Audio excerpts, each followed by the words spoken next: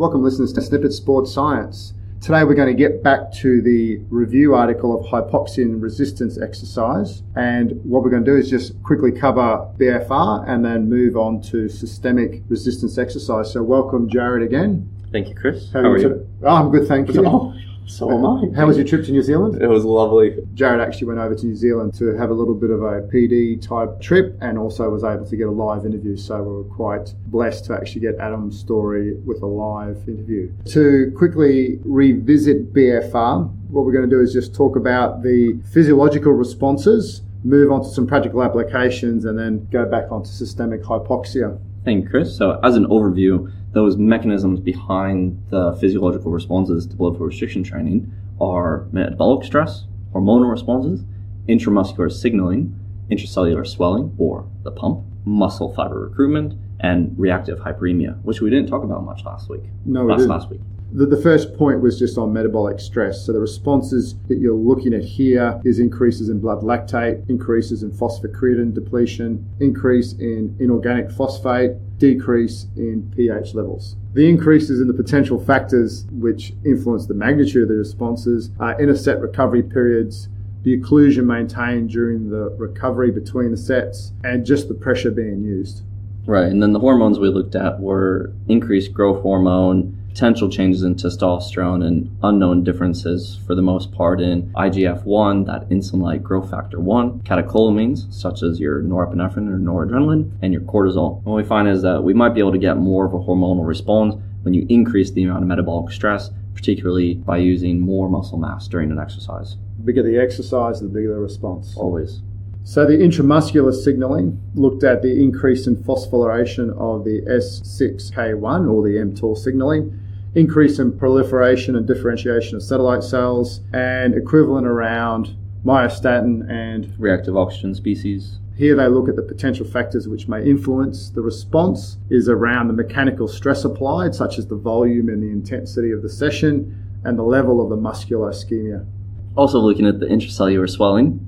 Or the pump. Researchers have less information about what signaling responses this might have, although for decades bodybuilders have been saying it's probably a good thing. We believe that the swelling might stimulate intrinsic volume sensors or anabolic signaling and muscle protein synthesis.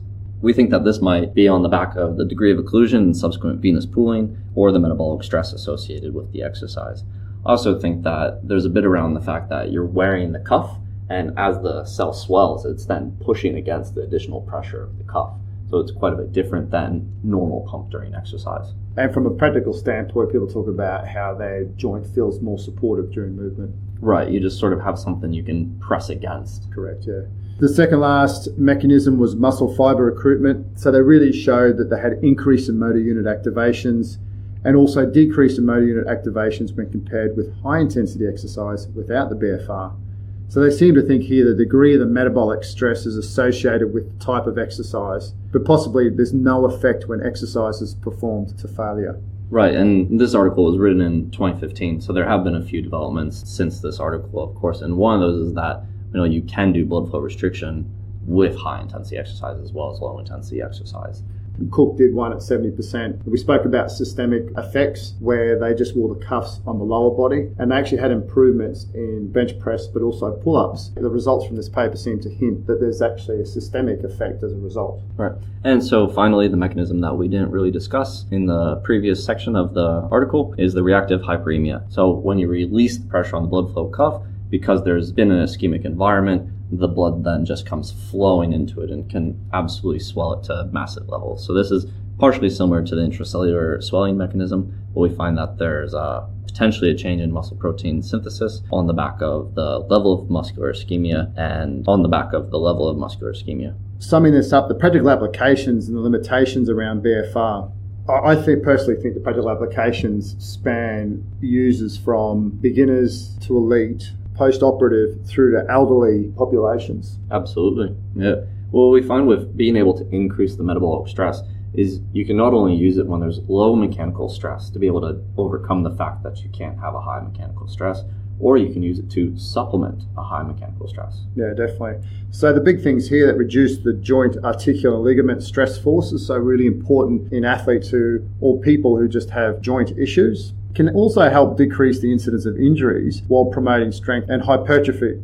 Also, what we could think about here is that because we don't have to use as much mechanical stress, could we actually decrease the incidence of injury while promoting strength and hypertrophy?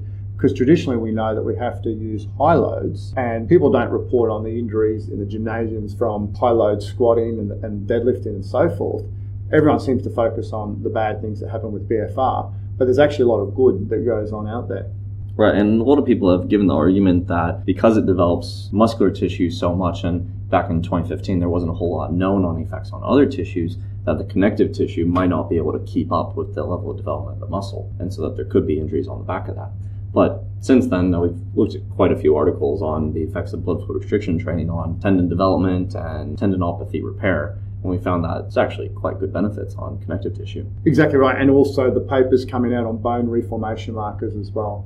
Yeah, we're starting to investigate all those other tissues now that the effects on muscle have been very well established. In endurance-based athletes, I've worked with a few triathletes in my time, and I know that they can't lift high loads, and part of that's due to their high aerobic type training loads. And I actually started to think that because they can't lift high loads in the gym, they can't get the strength development that we truly want to see as a strength coach.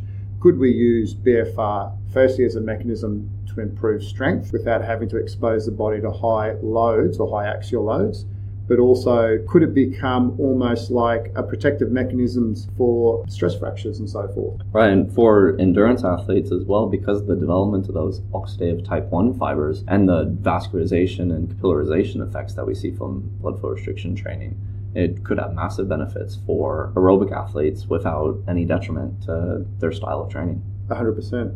So although that area probably hasn't been investigated heavily in, definitely think that the endurance-based athletes have something to gain for on several fronts here.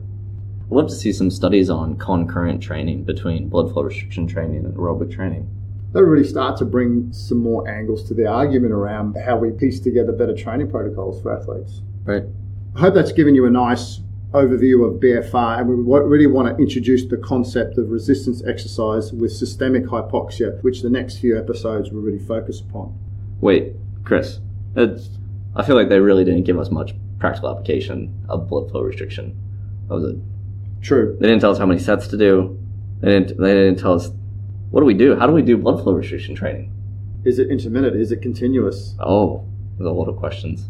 Jared and I have actually used BFR a lot in our own training environment, and I use it a lot with the athletes that I train. If you want to talk about sets and reps, when you traditionally look at other research, they talk about the 30, 15, 15, 15. I just put it on and I train with it. That's probably my main basic premise. In terms of a practical application, look at what you do as a coach and say, could I actually put a cuff on, and would it be useful for me just to decrease the load? So you look at when someone's warming up. Put it on when they ride a bike, walk on the treadmill, do their cross trainer. Actually get the muscles active and going. When athletes have a lower limb injury, their foot's in a boot, and you tell them, just roll your legs over on a bike. I know as an athlete, they're sitting on there going, I'm getting nothing out of this. But the coach says, just roll your legs over. You put a cuff on them. They're feeling some sort of effect in their muscles. Therefore, they feel like they're getting something out of it. All of a sudden, you're introducing a session in the early stages of rehab, and they feel like they're getting some sort of buy-in to the actual session type. So we start with a warm-up. You're doing your mini band routine, and you're doing your small activations. Keep them on your cuffs. Release them for a little bit. You might actually find that in the aerobic work, the pressure's a bit too high if you look at 50 to 80% of arterial occlusion. So just knock 20 mils of mercury off, and away you go. Then once you start your session, keep them on. If you're a high-end performance lifter, put them on for your first few sets. And then these are all in your controlled type multi-joint movements, squats, deadlifts, or your single leg work. You find in Olympic lifts, you just can't use them because you want the bar to be nice and close to the body. As the session continues and as the load increases, you can actually start to look at using it in a more intermittent fashion than actual continuous. So I look at this seesaw effect between mechanical and metabolic stress. And this is my own theory. If the mechanical stress is low in a rehab type situation, you need more stress on the muscle fiber. So you need a high metabolic stress on the muscle fiber to actually get some sort of improvement. So I keep it continuous, and I keep it on for as long as possible, and I keep the reps high because we're in that rehab phase. As we're heading to a performance lifting type situation, the mechanical stress is getting high. Now, when you look at the paper from Cook, they use 70% of RM, and my own work, working with athletes, I've actually used loads as high as I could go, 80-90% of RM. So in this case, the mechanical stress is high. You just need to top it up a little bit with a little bit of metabolic stress. Still important to keep the pressure in there, but I just keep it as an intermittent pressure throughout the session. If we look at a continuum from most metabolic to most mechanical, we can look at exercises such as fully concentric exercises such as sleds versus doing eccentric overload. And so when you're having a very high metabolic, very low mechanical stress session, you could wear your blood flow restriction cuffs while doing sleds. Whereas when you do your eccentric overload, although you might not bother to be wearing the blood flow restriction cuffs, it can also give an addition of that metabolic stress on top of the very high mechanical stress that you're already applying. And going further with that, so if you have athletes who may have joint issues, so we take the knee for example, and you want to investigate the role of eccentric training with these athletes, you could actually trial the BFR cuff while doing eccentric work. It provides a supportive feeling for the athlete while they're doing that eccentric movement without putting the high loads which you traditionally expose the body to. So the good limb, you can go as heavy as you want to go. The other limb, which actually has joint integrity issues, you could still actually train eccentrically, but not have to put as much load on. Is the response going to be the same? I don't know, and that's an investigation for another group of researchers out there. But I think we have to explore this as coaches, and we can't just say, well, research says 30, 15, 15, 15. That's the protocol we have to use. I think we need to use that as the initial foundation of how we use it. And then we actually then have to adapt the use of the BFR cuff for the athlete. This is N=1 type stuff. And if we really get cornered into that we have to use one protocol, I think we're going to really miss a lot of good opportunities with people who could benefit from this. Right, so that foundational approach to blood flow restriction training is go at 50 to 80% arterial occlusion pressure based on Wannicke's equation. Utilizes limb girth and blood pressure at the limb being restricted, and 4 sets, 30, 15, 15, 15 reps at about 20 to 50%, 1 repetition maximum, but we should be building on that.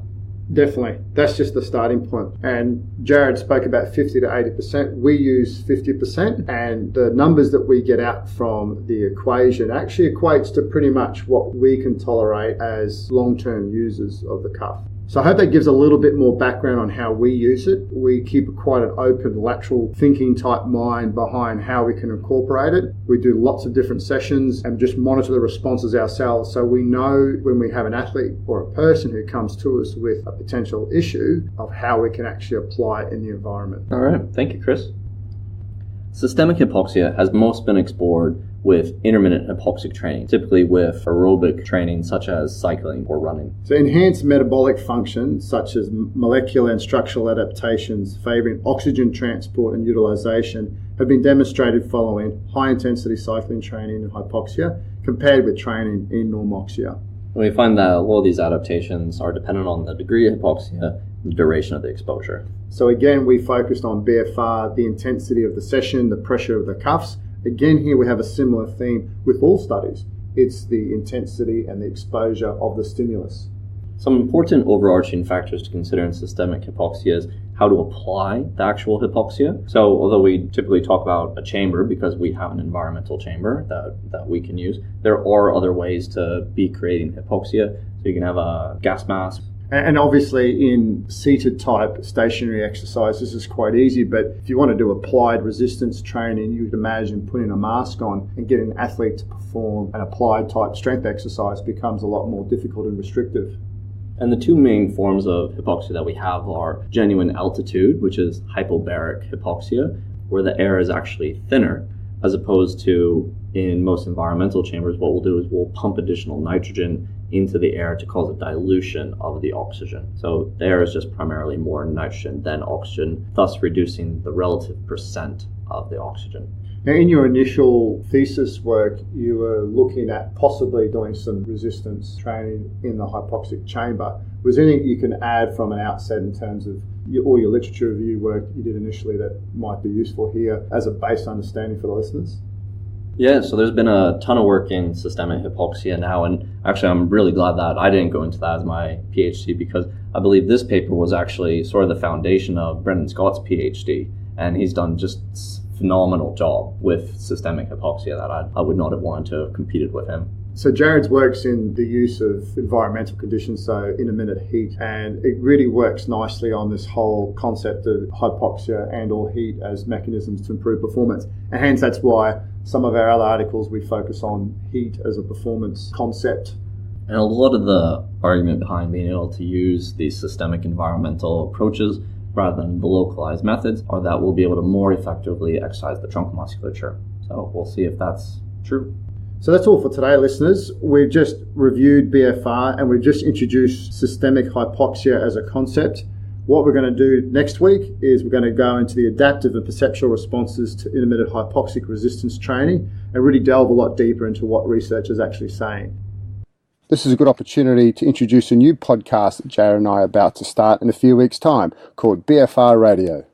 This podcast will solely focus on the research around blood flow restriction training, but also we want you as listeners to get involved in our podcast. So we're going to be reaching out to you all that are using BFR in your own training environment and really keen to listen to how you're using it, but also so you can share that with other users, because I know there's some really good stuff going out there in the applied environment, and we're keen to get you guys coming on board and being part of our show. So stay tuned. We'll be letting everyone know when that starts, but hopefully in a few weeks' time, we'll be putting out our first BFR radio podcast. Talk to you soon.